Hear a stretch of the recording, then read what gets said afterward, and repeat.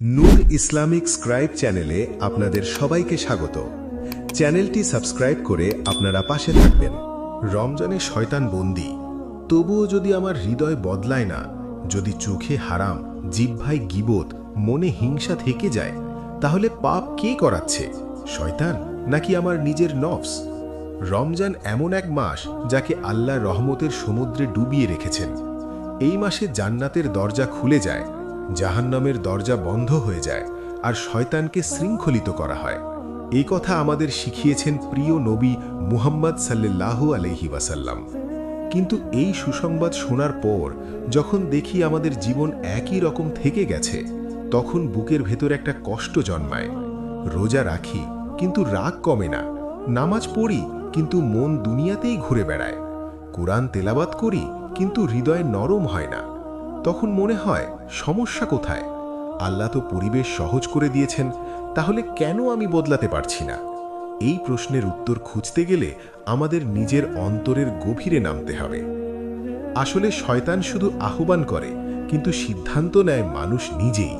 কুরআন আমাদের শিখিয়েছে যে মানুষের নফস তাকে মন্দের দিকে আহ্বান করে, অর্থাৎ আমাদের ভেতরে এমন এক প্রবৃত্তি আছে যা সুযোগ পেলেই আল্লাহর অবাধ্যতার দিকে ঠেলে দেয়।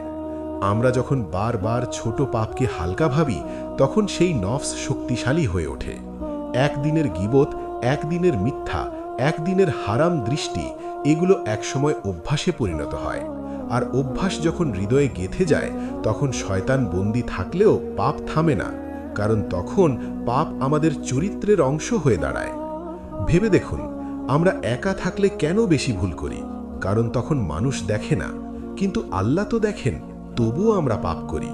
এর মানে আমাদের অন্তরে আল্লাহর উপস্থিতির অনুভূতি দুর্বল হয়ে গেছে। ঈমান শুধু মুখের কথা নয়, ঈমান হলো এমন এক আলো যা একা ঘরেও মানুষকে পাপ থেকে ফিরিয়ে রাখে। যদি সেই আলো ক্ষীণ হয়ে যায়, তাহলে অন্ধকার সহজেই জায়গা করে নেয়। রমজান আসলে সেই আলোকে উজ্জ্বল করার মাস, কিন্তু আমরা যদি সেই সুযোগকে গুরুত্ব না দিই, তাহলে হৃদয়ের অন্ধকারই জয়ী হয়। রমজান আমাদের শেখায় সংযম। আমরা ক্ষুধা সহ্য করি, তৃষ্ণা সহ্য করি, কিন্তু প্রশ্ন হলো, আমরা কি রাগ সহ্য করি? আমরা কি চোখকে সংযত রাখি? আমরা কি জিহ্বাকে নিয়ন্ত্রণ করি? যদি শুধু পেটের রোজা রাখি কিন্তু চোখ ও জিহ্বার রোজা না রাখি, তাহলে রোজার আসল উদ্দেশ্য পূরণ হয় না। কারণ রোজা শুধু না খেয়ে থাকা নয়, রোজা হলো আত্মাকে পরিশুদ্ধ করার ইবাদত। যখন নফসকে নিয়ন্ত্রণ করা হয় না, তখন সে ধীরে ধীরে হৃদয়কে কঠিন করে ফেলে।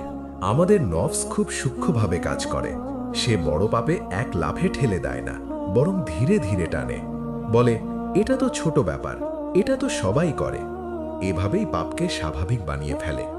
একসময় আমরা আর পাপকে পাপ মনে করি না, হৃদয় আর কাঁপে না, চোখে আর পানি আসে না। এই অবস্থাই সবচেয়ে ভয়ঙ্কর, কারণ তখন মানুষ বুঝতেই পারে না যে সে কত দূরে সরে গেছে তার রবের কাছ থেকে। কিন্তু আশা এখানেই যে আল্লাহ আমাদের জন্য তাওবার দরজা খুলে রেখেছেন। যত বড় পাপী হোক, যদি মানুষ আন্তরিকভাবে ফিরে আসে, আল্লাহ তাকে ফিরিয়ে দেন না। সমস্যা তখনই হয় যখন আমরা পাপকে হালকা ভাবতে শুরু করি, যখন বলি এটা তো কিছু না, অথচ ছোট ছোট পাপই বড় পাহাড়ে পরিণত হয়। তাই আজ যদি আমাদের হৃদয় অস্থির হয়, যদি মনে প্রশ্ন জাগে আমি কেন বদলাচ্ছি না, তাহলে বুঝতে হবে আল্লাহ এখনো আমাদের হৃদয়কে জীবিত রেখেছেন।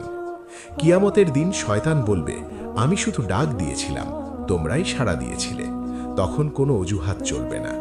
আজ আমরা দোষ চাপাই পরিস্থিতির ওপর, মানুষের ওপর, শয়তানের ওপর, কিন্তু আসলে আমাদের নিজের সিদ্ধান্তই আমাদের গন্তব্য ঠিক করে। আল্লাহ আমাদের বিবেক দিয়েছেন, হালাল হারামের জ্ঞান দিয়েছেন, রসুলের সুন্নাহ দিয়েছেন। আমরা যদি সেই আলোকে অনুসরণ না করি, তাহলে দায়ভার আমাদেরই নিতে হবে। রমজান হলো আত্মসমালোচনার মাস। এই মাসে আমাদের উচিত প্রতিদিন নিজেকে প্রশ্ন করা, আজ আমি কি বদলালাম? আজ আমি কোন পাপ ছাড়লাম? যদি প্রতিদিন একটু একটু করে পরিবর্তন আনি, তাহলে মাস শেষে আমরা নতুন মানুষ হয়ে উঠতে পারি। কিন্তু যদি পুরো মাস কেটে যায় আর আমরা একই থাকি, তাহলে সেটা আমাদের জন্য সতর্ক বার্তা, কারণ সুযোগ সব সময় আসে না। ভাই ও বোনেরা, হৃদয়কে নরম করতে হলে কোরআনের সাথে সম্পর্ক গভীর করতে হবে। যখন আমরা আল্লাহর কালাম পড়ি আর তা নিয়ে চিন্তা করি, তখন হৃদয় ধীরে ধীরে পরিশুদ্ধ হয়। নামাজে মনোযোগ বাড়াতে হবে, দোয়ায় চোখের পানি ফেলতে হবে। এই কান্নাই নফসকে দুর্বল করে। যখন মানুষ আল্লাহর সামনে নিজেকে অসহায় মনে করে, তখন তার অহংকার ভেঙে যায়। আমরা যদি সত্যি পরিবর্তন চাই, তাহলে আমাদের অভ্যাস বদলাতে হবে। হারাম থেকে দূরে থাকতে হবে, ভালো সঙ্গ বেছে নিতে হবে, সময়কে সঠিক কাজে ব্যবহার করতে হবে। কারণ নফস ফাঁকা সময় পেলে দুর্বল মুহূর্তে আঘাত করে। তাই নিজেকে ব্যস্ত রাখতে হবে ইবাদাত ও কল্যাণকর কাজে। ধীরে ধীরে নফস শান্ত হবে, ঈমান শক্তিশালী হবে। সবচেয়ে বড় কথা, আমাদের মনে রাখতে হবে আল্লাহ আমাদের প্রতি দয়ালু। তিনি চান না আমরা ধ্বংস হই, তিনি চান আমরা ফিরে আসি। তাই বারবার সুযোগ দেন, বারবার সতর্ক করেন। যদি আজও আমরা না ফিরি, তাহলে দোষ কার? শয়তান তো বন্দী। তাই আজ সিদ্ধান্ত নেওয়া দরকার, আমি নিজের নফসকে বন্দী করব, নিজের হৃদয়কে শুদ্ধ করব। শেষ কথা হলো, শয়তান বন্দী হলেও পাপ থামে না যদি নফস অবাধ থাকে। কিন্তু নফসকে নিয়ন্ত্রণ করা অসম্ভব নয়। ইবাদাত, তওবা, কুরআন, দোয়া এসবই আমাদের অস্ত্র। যদি আমরা আন্তরিক হই, আল্লাহ আমাদের সাহায্য করবেন। আসুন এই রমজানে আমরা শুধু শয়তানের শৃঙ্খল নয়, নিজের নফসের শৃঙ্খলও ভাঙি। আল্লাহ আমাদের সবাইকে সত্যিকারের পরিবর্তনের তৌফিক দিন, হৃদয়কে পবিত্র করুন আর আমাদেরকে তার সন্তুষ্টির পথে স্থির রাখুন। আমিন।